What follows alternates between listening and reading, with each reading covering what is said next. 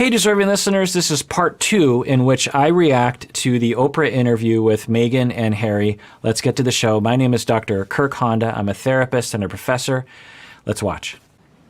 So we have in tandem the conversation of he won't be given security, he's not going to be given a title, and also concerns and conversations about how dark his skin might be when he's born. What? Yikes.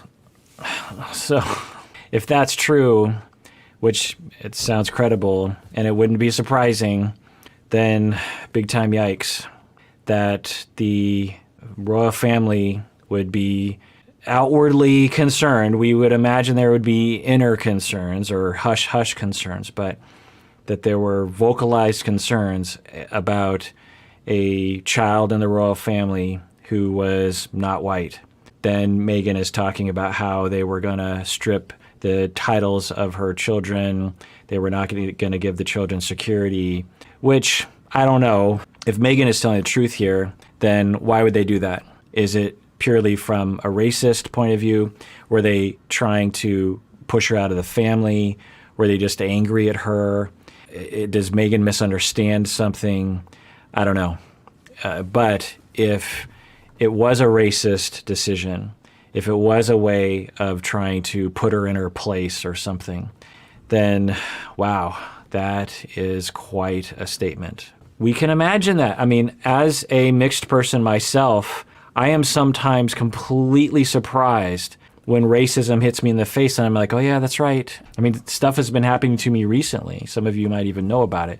And I think, yeah, I sometimes I think, oh, it's 2021. Haven't we moved on? And then stuff hits me in the face. I'm like, oh, that's right. No, we have not moved on. We have not moved on. I don't know about the UK, but I know in the United States, I can say we have not moved beyond racism against mixed people, against Asian Americans, against BIPOC people. So it shouldn't surprise us, but it's shocking and it's upsetting and it's sad and it hurts. It's painful. There's a conversation with you? With Harry. About how dark your baby is going to be? Potentially, and what that would mean or look like. Ooh. And you're not going to tell me who had the conversation? I think that would be very damaging to them. Okay. Now, we have to wonder, were the conversations separate from the decision to not have her kids have the titles and the security? Or were they connected? It's hard to know for sure. But again, it wouldn't surprise me if they were connected, right? We shouldn't be surprised by that, given what we've seen in our society. And again, I don't know about the UK, but I can say in the United States, if something like this happened in the United States, maybe a few years ago, I would have been like, really? People still think that? And now it's so clear that there are so many people with extremely racist ideas and notions and phobias, and they might not be super vocal about it, but they are there. That I would do it, and I just didn't want to be alive anymore.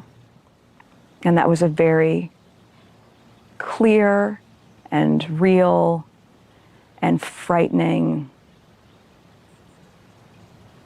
constant thought. Wow. So she's saying that she wanted to end her life because of the negative press, which we also saw, not necessarily suicidality, but the pressure that Britney Spears went through and continues to go through, but particularly back in the day. And as I said then, I'll say it again, we can blame the press, but we also need to blame ourselves. Every time we click on a clickbait title, every time we buy a magazine, every time we participate in those conversations, we are encouraging the press to do that. The press, especially the tabloid press, the only reason they exist is to get us to buy their thing or to click on their thing. They're just a product of what we tend to click on, what we tend to read, what tends to make us interested in a shiny object, and we go, oh, I want to know what's going on over there. And if we just stopped paying attention, they would do something else. And so we have to look at ourselves. We have to look at what things are we clicking on the internet. Even if we just think, I didn't participate in the conversation. I didn't make that article. I just clicked on it. What's the harm in that? The harm is every time someone clicks on it, it's sort of like, well, I'm littering. It's just one, wrapper, candy wrapper. What's the big deal? It's just one aluminum can. It's not going to ruin the planet. Well, if everyone does that, then we have a problem, right? Well, when everyone clicks on those things and everyone buys those magazines, then we are the problem. Those marketers, those capitalists are just trying to make a living. They're just trying to sell things to us that we want to read. And so we have to stop clicking on those things. And if we stop clicking, they'll stop reporting in that way. I said that I've never felt this way before, and I need to go somewhere. And I was told that I couldn't, that it wouldn't be good for the institution. And I called. So the institution is never a person, or is it a series of people? No, it's a person. It's a person. It's several people, but I went to one of the most senior people just to get help. It's interesting to hear Meghan's story and to think about the story as we understand it for Princess Di. There seems to be a lot of parallels there, where there's this glitz and glamour and seemingly you're welcomed in, and then you just feel isolated and lonely and maybe even gaslit, as people call it. And you're just like, does no one understand what's happening? Is everyone crazy in this place? Can I not be human? I don't understand all this negative press. Why am I getting targeted? I just married the other kid. William and Kate they're okay, they're in the tabloids, fine, but why am I in the tabloids so much? Why is this such a big deal to this country? What is happening right now? And why is everyone so angry at me? All I'm doing is, according to her, she said, I was just staying at home all the time, and just literally because I was breathing, I was being attacked by not only on the outside, but also on the inside. It gets under your skin. It gets under your skin, and you end up believing it. This is what happens when people are abused emotionally, physically. We end up believing that we are worthless, that we deserve to be treated this way. And when it gets under your skin, and not only are you being hurt from the outside, but now you have inner voices that are telling you you're worthless, then that's when the real damage starts to happen. So it sounds like she was suffering from that, and that's pretty awful. Regardless of how you see Meghan, I think we can all agree that certain celebrities or royals are really unfairly treated, and they're human beings, remember. They're not above humans. They're not superhumans. They are human beings. And I'll just tell you, as a professor, when I finish a class every quarter, every term, the students fill out an evaluation on me as a professor and on the course that I teach. And when I get a negative review, even if it's just slightly negative, just instead of rating me like the top, they give me like the second or the third from the top rating. It hurts. It gets under my skin, and it's hard for me to deal with. I cannot imagine what it is like for Meghan, or really anyone in that position, Kate included, probably, William, Harry, all of them. It's probably really, really hard emotionally to cope with. My heart goes out to you because I see how bad it is, but there's nothing we can do to protect you because you're not a paid employee of the institution. This wasn't a choice. This was emails and begging for help, saying very specifically, I am concerned for my mental welfare. So the big question here is, where is Harry during all of this? Presumably the institution, as she puts it, cares about Harry's feelings, maybe? I don't know.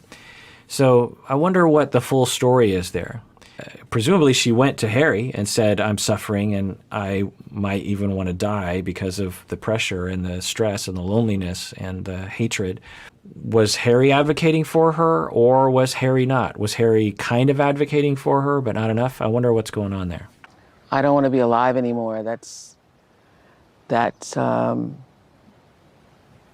thought it would have solved everything for everyone, right? So were you thinking of harming yourself? Were you having suicidal thoughts? Yes. This was very, very clear. Right. I believe it. Look at the story of Princess Di. Look at the story of Britney Spears, Amy Winehouse, these kinds of people. Now, from our point of view, we would look at that and say, like, well, what's the big deal? I think I saw one tabloid that might have been mean to her, but look at all the great things she has. But when it's you And you pick up on, even if it's just 10%, 5% of it, it is a constant onslaught of negativity and hatred. And again, if the institution and the family wasn't being materially helpful for her, not practically, they might have said nice things to her, but they weren't actually speaking up for her, for example. I mean, isn't that what family's supposed to do, is stick up for each other? I mean, if someone dogs on my dad, I'm going to come down hard on those persons. If my brother or my sister, my other brother, my cousins, I have a big family, if someone comes down on them, I'm going to defend them. Not only because I just think it's fair to do so, but also I want to show to my family member that I care about them. And so for her, she could walk around going like, does no one care that these people are saying these things and lying about me? That would feel pretty bad. And again, you internalize those voices. And I also wonder about Meghan's traumas before even entering into Harry's life. A lot of people, most of us, have relational traumas and mistreatment. So I wonder if that's also a factor. I don't know. I don't want to say that the mistreatment she went through wasn't a justification for the deep pain that she was in. It sounds like her pain was justified given what she was going through. But I also just wonder about her background in general. I guess because as a therapist, I'm always thinking about how people were raised and if they were ever mistreated. Did you ever think about going to a hospital, or is that possible that you can check yourself in someplace? No, that's what I was asking to do. Yeah. You can't just do that. I couldn't call an Uber to the palace. Yeah. You couldn't just go. You couldn't. So that sounds utterly bizarre, that someone is talking about suicide and they want to get help from someone like me, a professional, a therapist, or a hospital, and they're not allowed to do that. I mean, just think about that for a second. You want to talk to a therapist because you are suffering, and they're like, no, you can't do that. Again, it's her story. We don't know the other side of the story. But if that is true, that really tells you the level of control and the level of just discounting and the level of they just don't seem to care about you that she would be picking up from that.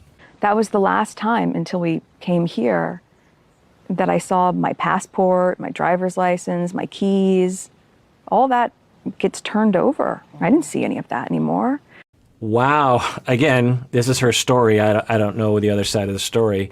As a couples therapist, I always know there are two sides of the story. But if that's true, wow. If I just told you a story about someone who wasn't allowed, who was emotionally intimidated or maybe even practically barred from leaving the house, they weren't allowed to talk to outside people, they weren't allowed to see their friends, they weren't allowed to see a therapist, they were feeling suicidal and they couldn't seek help, that they didn't have access to their keys or their passport or their identification, what would you think? You would think, well, either that person is being coerced into a cult, or they're in a high control relationship, like an abusive relationship, an abusive marriage.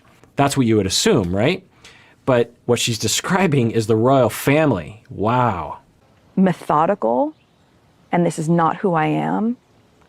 But we had to go to this event, and I remember him saying, I don't think you can go. And I said, I can't be left alone.